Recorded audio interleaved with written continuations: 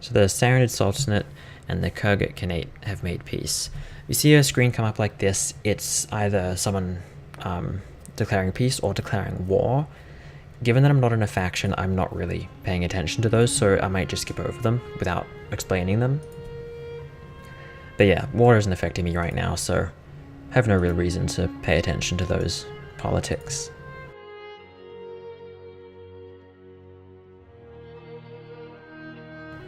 Ooh, there are some bandits. 21 of them. I'll move those recruits up. I think I take my whole army into battle right now, because I have the battle limit maxed out to 150. So that's how many troops can be on field at a time. And you'll see in the bottom left, well, it's next battle. I'll explain that. Basically, it's battle advantage with 0 for me. So that means we're on an even playing field with the enemy. And the renown I'll earn for this battle is 3. Which isn't much. But I only had 64 last time I checked, so it's something. I keep mindlessly wandering forward without my troops in formation. I don't want to keep running my infantry into archers and just having them get pelted on the way there.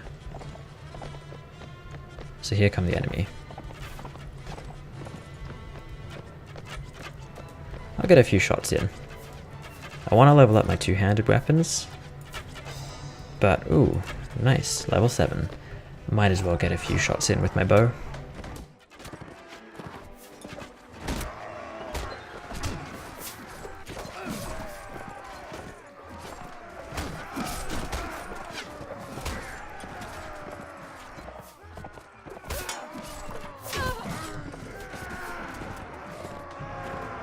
Just gonna have everyone charge now. I don't think my archers... Yeah, it looks like they're behind the hill there. But luckily, I can catch up to this guy.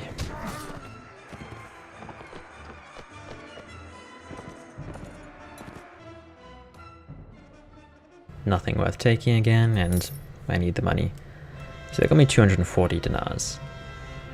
I'm gonna put another point into charisma, just because I want to get my leadership up. And what skill do I want? I'm gonna get Weapon Master, because you'll notice in my weapon skills, there is no longer a plus symbol next to archery. That means I've hit my limit. I can still level up, but it'll be very slow. The Weapon Master makes it easier to learn weapon proficiencies and increases the proficiency limits. So limits go 60, 100, 140, etc., all the way up to 420. So I'll get another point in that, and now my archery won't be stunted when it tries to level up. But I'm putting those points into throwing. I want to make it so those Kurgat tournaments aren't just a horrible slog to get through. So you can see here, there's a battle in progress, and it's Forest Bandits versus Manhunters. Manhunters are just the opposite of bandits. They don't have a faction, but they exist solely to run around and fight bandits and ne'er-do-wells. They just, I guess, as far as the game mechanics go, they're just there to kind of curb the growth of bandits, because lords will fight them too, but if the lords are off fighting battles with other factions and other lords, then bandits could overrun the land, so you have the Manhunters there to kind of thin them out. Finally caught up with these guys. This is a pretty hilly terrain. Hopefully they're not too close. Yeah, looks like we can take the high ground.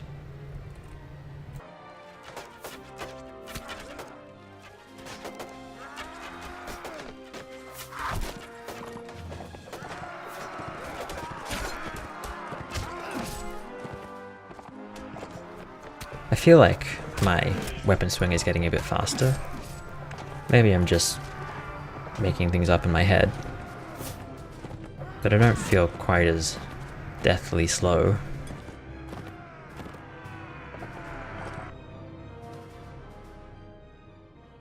Again, nothing worth taking, and yeah, that didn't sell for much. Let's see. I still need 1400 before I can get that business. So I'm gonna see if the tournaments have moved closer.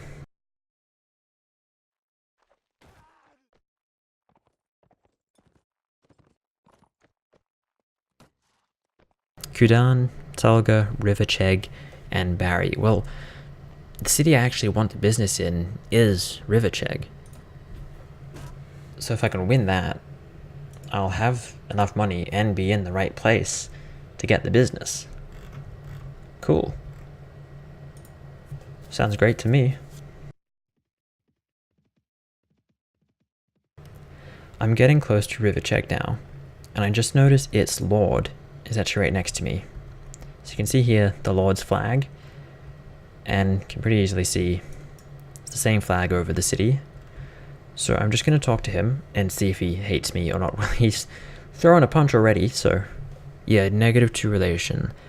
So that means even if I have enough money, I won't be able to get a business in his city.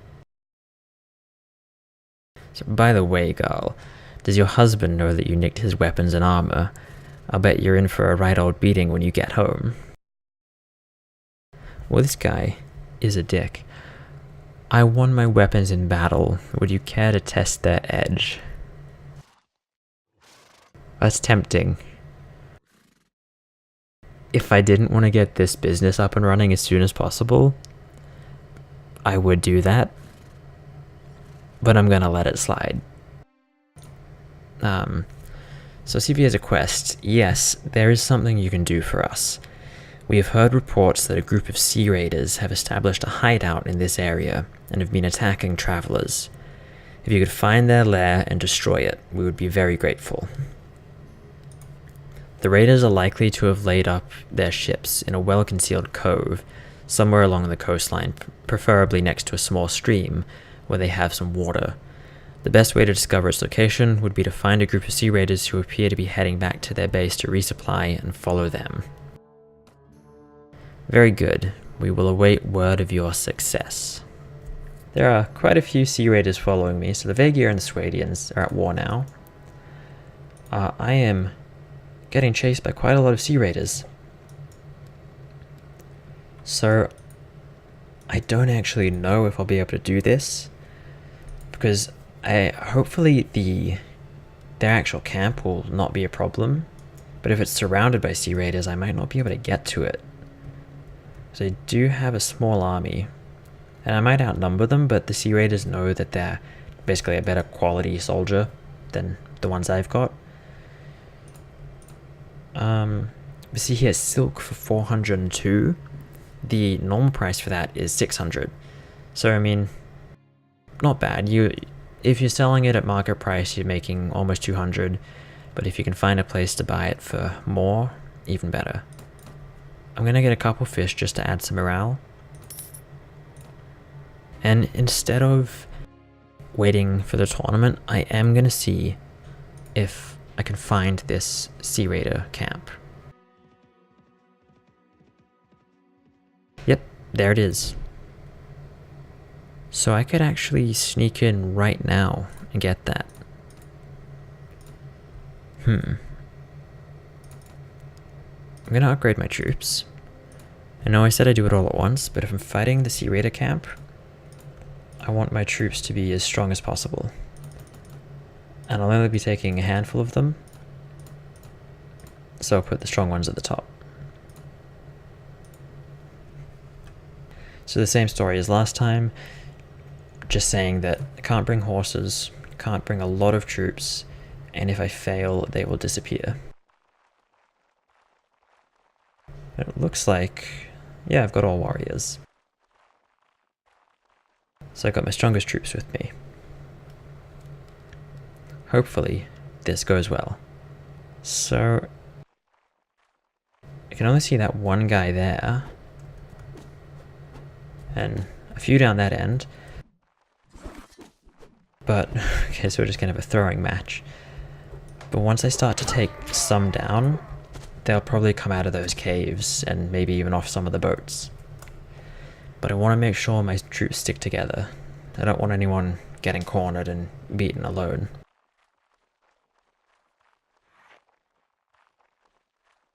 See, I see one there, and two by that ship.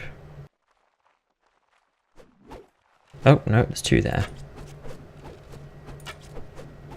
Don't really want to get close, so I'll see if I can just take him down with my really horrible shots. Okay, luckily one of my warriors was a better shot.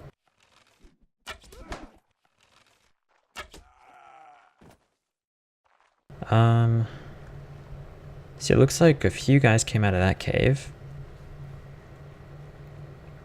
Hopefully they don't have a lot of reinforcements. Okay, I'm just gonna get my guys to charge. We outnumber them over here.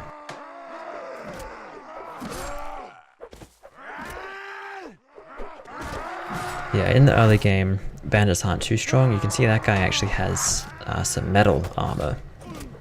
Normally Sea Raiders wear that, but at the beginning of the game, it doesn't want you to be completely crushed by the bandits, so most of them are just wearing hide and fur.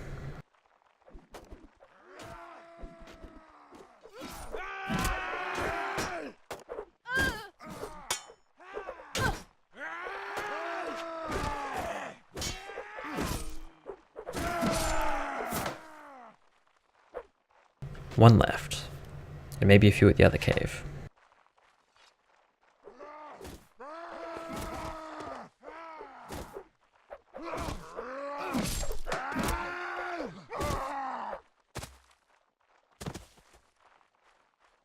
It looks like all we have left is that one down by that cave. My troops are faster on foot than me. There's a skill called athletics, which the guy just turned around and ran face first into me. There's a skill called athletics that makes you run faster when you're on foot. And then there's riding, which makes you faster, more maneuverable on horses. But I think they must have higher athletics than me.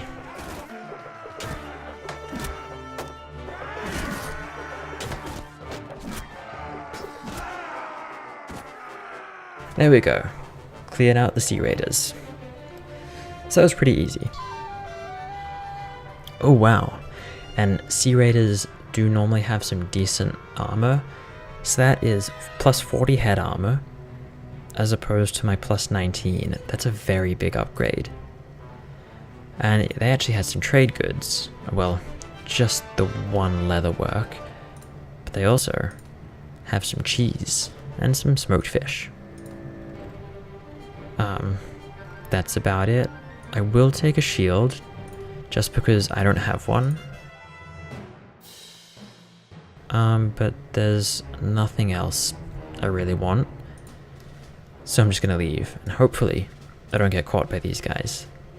Although they should run away from the lords if they get close.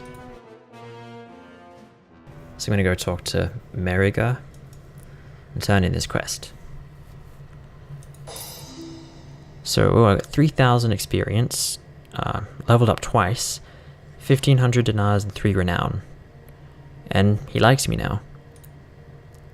So that is all I need to do. I'll actually just check. I have just under 10,000. Well, not just, about 700 under. But after this tournament, I will be able to, well, if I win, I'll be able to buy the business.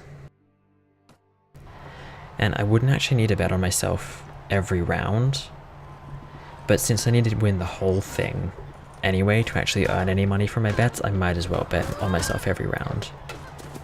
I'm gonna take this horse.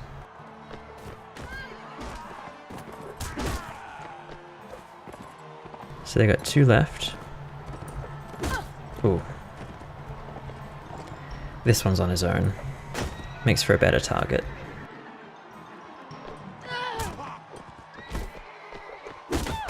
Although his ally came to help.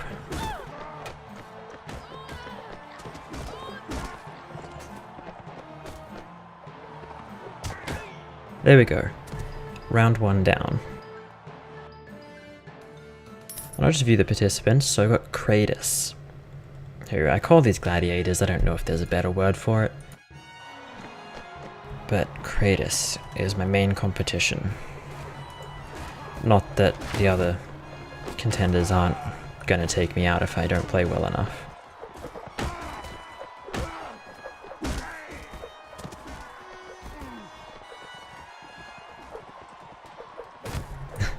Keep swinging, I'll get him eventually.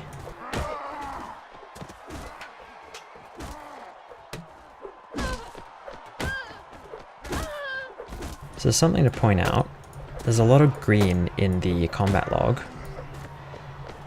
That's when an enemy goes down, but it's not necessarily when my team takes them down.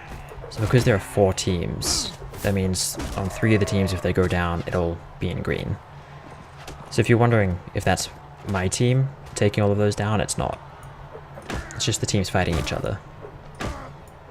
Wow, this guy can take a beating. Oh, he was a champion fighter. Oh, Kratos got knocked out. I didn't notice his name back there. Is it? It's just the 2 of us, and he has a sword, an axe, and shield. Oh boy. So I can't block. I'm just gonna keep swinging and hope I swing faster than he does. There we go. Yeah, the dagger is not a great weapon, but it's pretty quick. So you can usually just spam it as fast as you can. And, oh, I think my archer actually shot the rider there. And she kind of flinched and dropped the lance. That was good. A lance without a shield you'll have to dodge, and if you don't dodge you'll probably just get knocked out in one hit. They do quite a lot of damage when you can get them couched and get a lot of speed. Another champion fighter down. 2 rounds left, a couple hired blades, and a veteran fighter. So I'm up against another lance. As long as I can get close to them, they're not going to stand much of a chance. Because they need speed. And it's such a long weapon that even if they didn't need speed, they'd have a hard time hitting me. Still going to take a few swings to get him down though. There we go. 1 round left. And I'm up against that veteran fighter. So he, mounted archer. This should be an easy fight too. With the shield I should be able to block most of his shots, and now he's run into a wall. The AI doesn't do well on horses and tight spaces. But there we go. Another victory and another 4,000 dinars. So I'm gonna take a walk around the streets, head straight to the guildmaster.